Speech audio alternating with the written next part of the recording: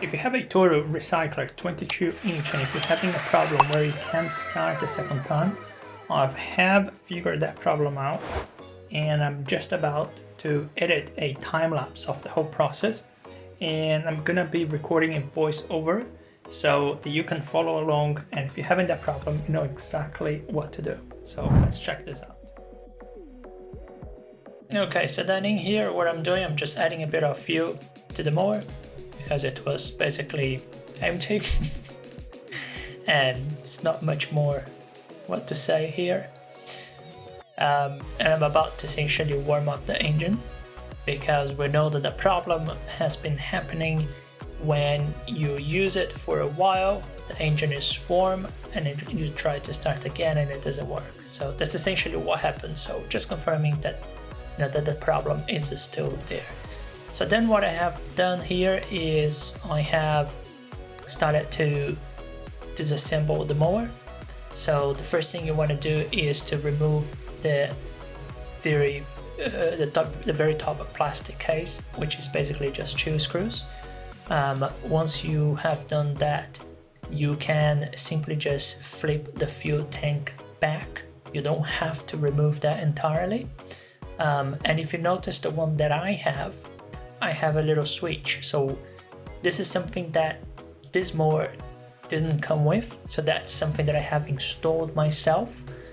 You can get those parts anywhere. I got that on AliExpress, and all that is just a fuel filter with the with a switch for it to open and close the fuel line, and that just makes life easy when it comes to, you know, fixing parts. So this is essentially the coil, the ignition coil that I'm taking apart. I have already opened the whole thing up and I'm basically just taking that, basically just disassembling it. So at the very end of the ignition coil, you're gonna have a part that you wanna just pull it to remove. And once you've done that, you can basically use that onto the new one, okay? Remember as well that once that you do install the new coil, you don't want that to be touching on the flywheel. So you want that to be close but not touching. So very soon you are gonna see me just, there you go. So I'm just using a bit of a paper just to measure that, okay, yes, you know, there is a gap. You must have a gap in there, because if not, then you're just gonna overheat the new coil and then you could end up damaging it. And then in here what I'm doing, I'm just putting everything back together.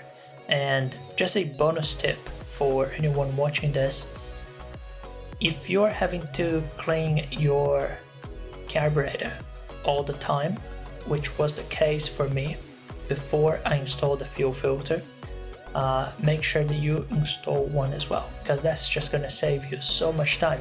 And not just that, you might be very careful with adding the fuel. You know, you might even just brush the mower every time you use it, you know, clean everything, but you will always get a bit of dirt, okay, on the fuel tank. So the fuel filter, it's fundamental that you have that.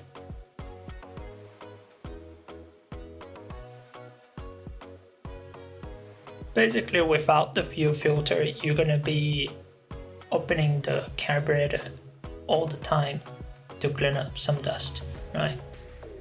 So the fuel filter will be saving. I'm surprised actually that Toro doesn't really have a fuel filter by default, because when you add fuel and you're opening the fuel tank lid, you know, depending on, you know, if it's windy out there, often you might get some dirt falling in there. So the fuel filter is probably one of the best things that I could have installed on this mower since I got it, and I highly recommend any other mower. Even if I buy a brand new mower, the first thing I would do is just install a fuel filter. Simple, right? Because that's just going to save you so much time in maintenance.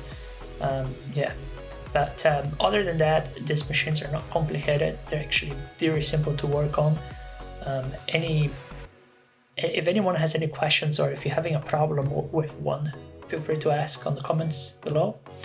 And if you have enjoyed this up until now, don't forget to subscribe, like, and share this.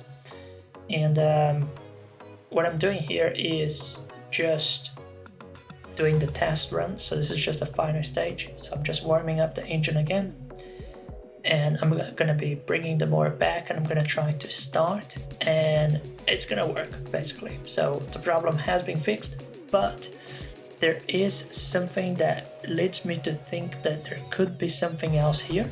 So I'm gonna keep an eye on that, and I'm gonna be updating everyone when I figure that out. So up until the next one, I hope you all enjoyed this, and I'll see you next time.